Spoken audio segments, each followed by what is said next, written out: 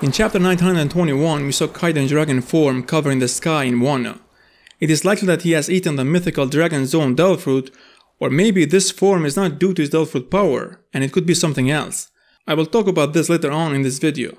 First, let's talk about his dragon form. It looks great. In terms of art, it really does look amazing. I would hang as a painting in my room. But in terms of fighting, it does not. Oda went with this style of the dragon, which is how dragons are portrayed in some countries in Asia.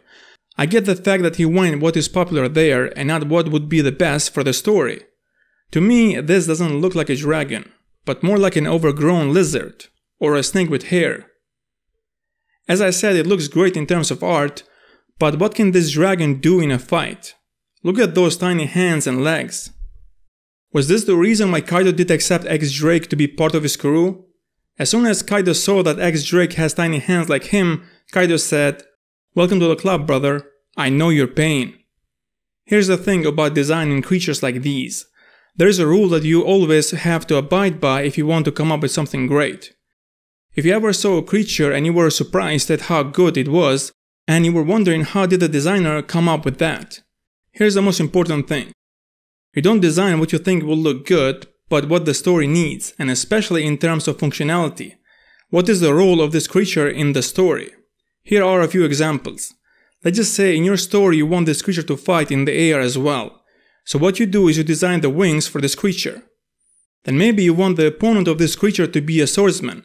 And in order to make this fight interesting and fair, you give the creatures claws that are as big as the sword or bigger, and that they are strong as the sword. And that's how you can make an interesting fight, because things are balanced. So in short, necessity is the mother of all inventions. And based on what I saw in this chapter about this dragon form, I don't see a lot of opportunities. I think Oda has limited himself. I think he should have gone with the form of the dragon that is known in European mythology. That type of dragon looks like he belongs in a battle, and not this one. This one looks more like he will tell you your fortune, or he will grant you a wish, then fight you. Even Akira Toriyama did change the form of his dragon later on in the story and gave him more muscles to look more formidable. Hey, maybe Kaido is a Dragon Ball fan and he is auditioning to get the role of the dragon in the Dragon Ball Super. Anyway, when Kaido was introduced, there was a lot of talk who gave him that big scar on his right side of his stomach. And seeing that scar in his dragon form, it seems like he got that scar while being in his dragon form. Because in this form, that scar is in front of his body. So someone did attack him head on, and it was not some kind of sneak attack. And because of that, now I am very interested to know who was that person that did inflict that wound on Kaido. Was it Shanks 2 years ago, when he did stop him from coming to Marineford? Or maybe he got that wound from fighting Whitebeard? Or maybe Ryuma? What do you guys think? Let me know in the comments.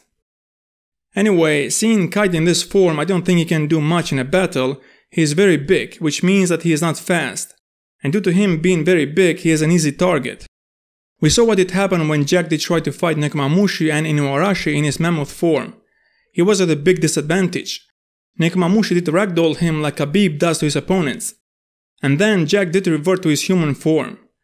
I think being that big in size is helpful when you are dealing with weaklings, because you can take a lot of them out in a single attack.